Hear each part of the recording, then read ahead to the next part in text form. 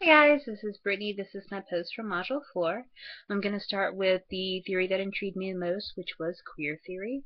And I felt like I just really identified with the fluidity, with all the motion that came with that model. I've always loved when they go back to my old favorite, the reconceptualized model of multiple identities, how they just keep making that better and better with each of these chapters, how they made it better with the last chapter, really looking at it from the racial perspective. And now looking at it from the gender and sexual orientation perspective, I just love the fluidity of the model. It brought to mind, I do research with a novel that I've been writing that's set in the Dark Ages era, and I knew when I really started to look at the relationships that were going to happen in the novel, that sexual orientation was not the same today as it was back then. We have obviously evolved, for better or for worse, in that category, and so I really had to do some research, ask some professors. I was at NC State at the time, I believe, and really start looking into what it meant to really be in a relationship at that era. Learning that, just like the text, it was extremely fluid. There weren't labels as in heterosexual, homosexual, bisexual. There was none of that. It was just extremely fluid and very full of motion. And so I really identified with that really well. I did even enjoy the disadvantage of it being so completely complex that it literally, the text said we really shouldn't be writing about this because it is by definition indefinable. I enjoyed that, especially just because I felt like it meshed so well with what I learned doing research for my novel.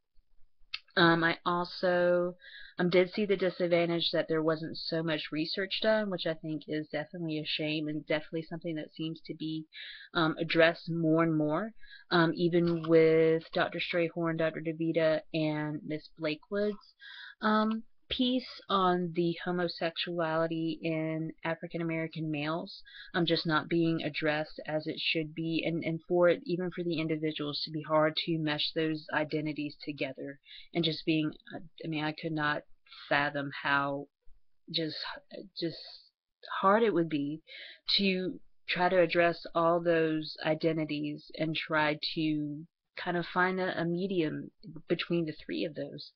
Um, I know that I personally felt really connected with one text, the putting my man face on, especially by a quote on page 2, gender like race, class, and sexual orientation is socially constructed. That's why I've loved in not only this chapter but in previous chapter race versus racial identity that's in our text. So instead of saying gender for this part, it's gender identity. The fact that we're adding the identity bit on there, the fact that we are acknowledging that individuals are so very different and that we need to acknowledge that in higher education. I know for me, really just thinking of all the social constructs and what makes us feminine, what makes men masculine. It just reminded me of two things from my youth. One of them that, well, both of them kind of carried over. The first one being that I cannot wear high heels. That is my admissions for the day. I wear flats all the time, always, because I cannot wear high heels and function. I can't go anywhere in them. I can't walk. I am a child in high heels. I can't do anything. So I've always been very envious of the men who we see on TV in drag queen attire, just walking as if on air. I've just always been astounded and just so envious of that. But just being a female and never wearing high heels, of being in a professional atmosphere and not being able to wear high heels, just definitely does make you feel a little bit less feminine, or a little bit less taken seriously, I would say. And then also the second one, when I was younger, I did have mostly male cousins and a brother. Didn't really have many female children growing up until I entered school. And so obviously I would play video games with them all the time and came to love them, came to love the series Mortal Kombat, which if you aren't familiar with it, is extremely gory, is extremely violent. I loved every second of it. But when I talked about my love for the game, I think a recent one was coming out or something. I spoke about it at school with the girls I was with, and they just treated me like I was an alien. They had no idea what it was, or the ones who did know what it was, pure out said, no, you're lying. You don't play that. Why would you find any enjoyment in that type of thing? That's a boys' game.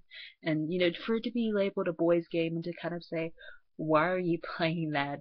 It just and I just vividly remember that. And so to hear those images for the men on their side, and you so often hear of women, all of the pressure that is put upon us, and there is, in the fashion industry and media in general, all these labels that are really pressed upon us, even the recent video of the woman walking through New York for 10 hours and being silent, of all those expectations on women. But then on the flip side, for men, where it's kind of a silent thing, where we don't really acknowledge it, and yet it happens every single day from the day that they're born into adulthood. So I found that really important to read as well. I definitely think that we're going, again, in the right direction. It seems like for every chapter, even though we have recognized that we have a lot of work to do and have maybe not done right by a lot of these identities in the past, that we are making up for that now, that we are starting to do more research and are aware. I think it mentioned with the transgender, just where they were just so underrepresented or not even acknowledged, just that fact, and to really come into the place where we're willing to say, what can we do to make your transition better, not only for transitioning into college, but what can we do to make your transition from college out into the world better? How can we make a better you? And I really find that to be the ultimate goal of us being in higher education, is to help these students answer, who am I, again, with the earlier chapters, but really finding who they are and finding joy in that and finding a confidence in that. So really enjoyed this chapter. Really cannot wait to hear what you guys have to say about it. So I'll hear from you soon.